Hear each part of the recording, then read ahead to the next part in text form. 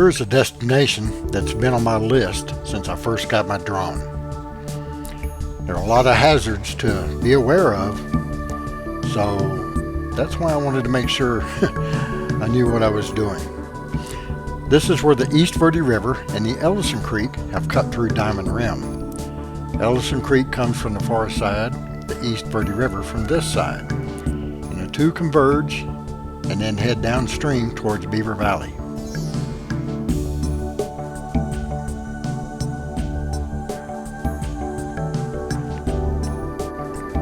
I launched my drone from one of the two passes that go over Diamond Rim.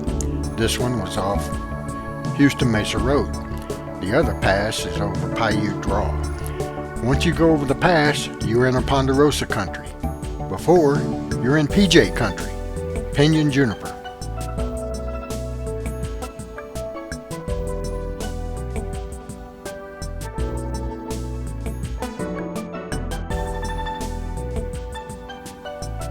Where the two streams cut through the granite, there's a big waterfall that I just went over the top of next to that blue rock.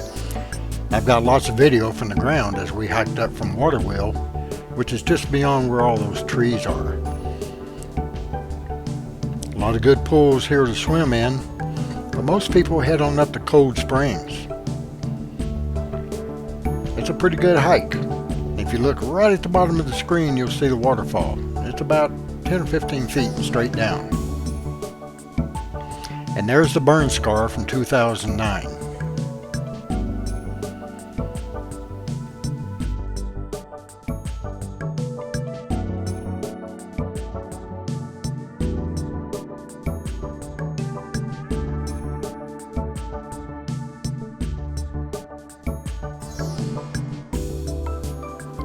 As I head upstream on Ellison Creek, you can see the mountains and the trees are really close, so I got to keep my elevation going up. I want to make sure I don't hit one of those things.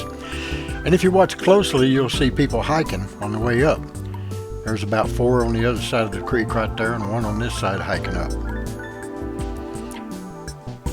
The water has turned brown due to our monsoon flooding. It was nice and clear up until that point. That'll take a while for it to filter it out. Being brown is a result of all the burns that we've had upstream. You get enough good hard rain, washes the soil away. That's how that Grand Canyon was made. As you hike upstream or downstream through this stretch, you have some cover from the sun.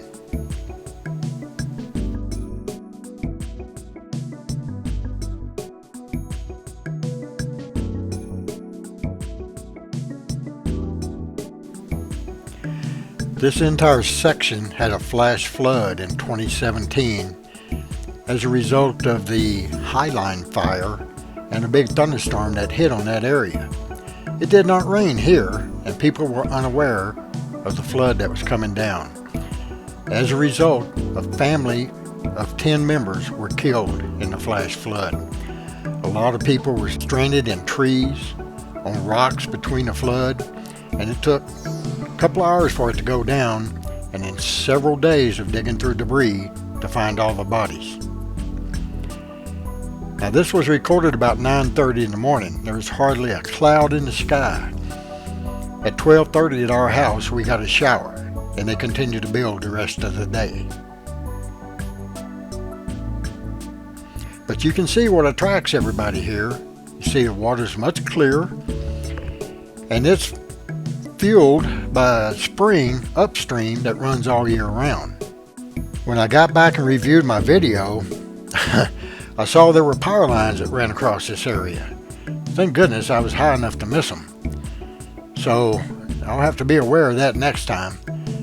But you can see the nice little cascade that people like to slide down or jump off of, and a log to climb back up out of the water.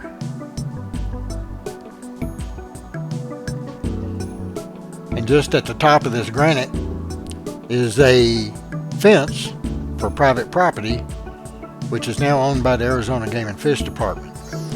Just to the left of the screen here, you'll see a white gate. That's the line going into there. And then that road comes off Houston Mesa.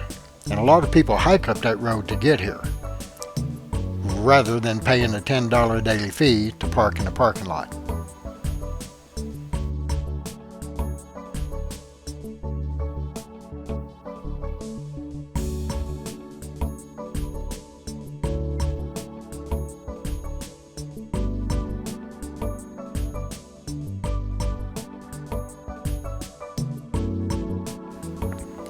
There are multiple ways to get into Cold Spring swimming hole. All require a hike of about a mile. The distance from Waterwell, where we hiked in, was just over 4,000 feet, and the elevation change was about 200 feet, and you have to be in good physical condition for the rock hopping and river crossing.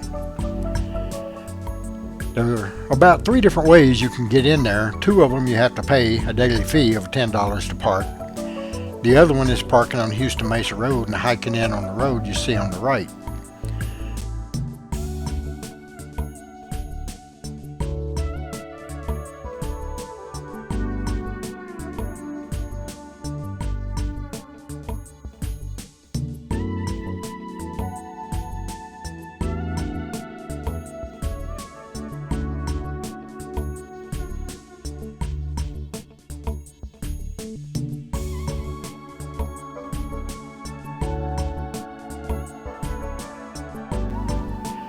I've made several videos hiking up from Waterwell, hiking over the top of the Waterwell waterfall, and Linda, Dave, and I hiked all the way up to Cold Springs one day, so I've got it all on GoPro video.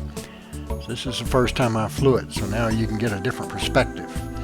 I will also include those links when I send this so you can review the previous videos going all the way back to 2015. Hope you enjoy.